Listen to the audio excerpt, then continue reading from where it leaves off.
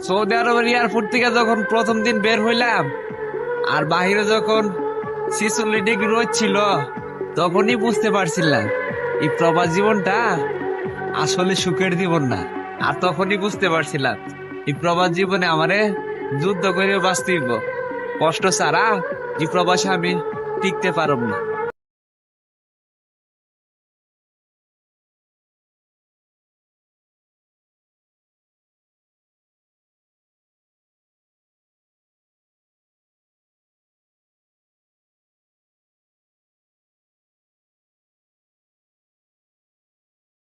Saudi আরবের airport থেকে যখন প্রথম দিন বের হইলাম আর বাহিরে যখন 46 ডিগ্রি রোদ ছিল, তখনই বুঝতে পারছিলাম এই প্রবাস জীবনটা আসলে সুখের জীবন না।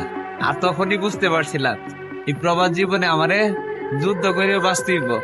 কষ্ট ছাড়া এই প্রবাসে আমি টিকতে পারব না।